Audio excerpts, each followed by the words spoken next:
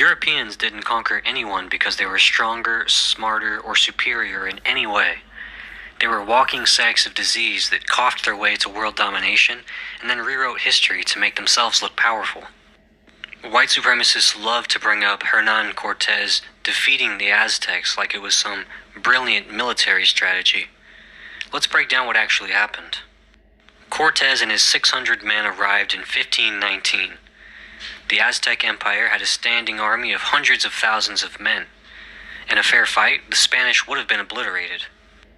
The first battles, Cortés lost.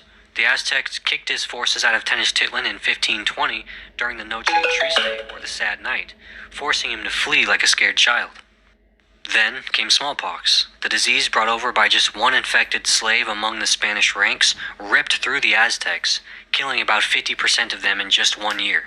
The smallpox didn't just kill warriors, it killed priests, generals, and even the emperor himself. By the time Cortés returned in 1521, Tenochtitlan was a rotting corpse of a city. The Spaniards just walked in and mopped up the remains. And yet, some people act like he was a military genius.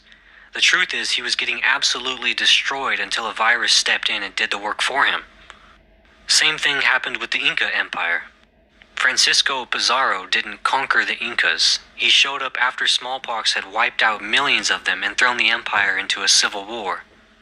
The Inca Emperor Huayna Capac and his heir both died from smallpox before they had even heard of the Spanish.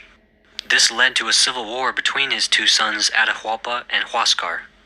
Pizarro and his 168 men didn't win against the Incas.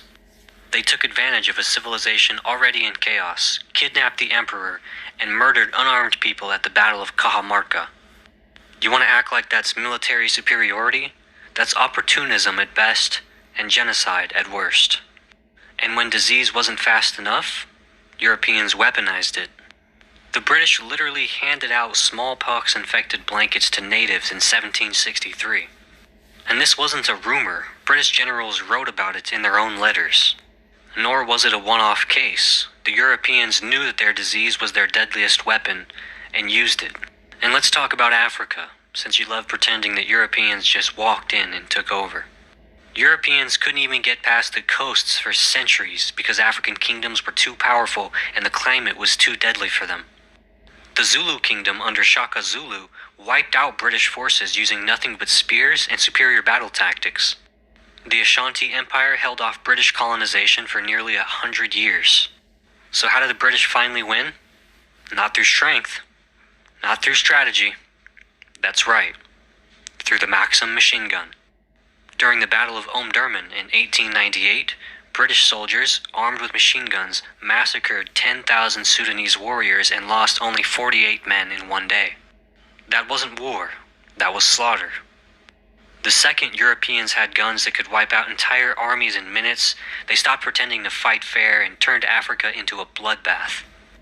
And now you pathetic little keyboard crusaders sit in 2025 and talk about how the Europeans were strong and superior. If they were so strong, why did they need diseases and industrial weapons to win? If they were so dominant, why did they keep losing wars until they could turn battlefields into mass graveyards with machine guns? Your ancestors weren't conquerors. They were plague rats who got lucky. Cope. Copyright disclaimer under Section 107 of the Copyright Act 1976. Allowance is made for fair use for purposes such as criticism, comment, news reporting, teaching,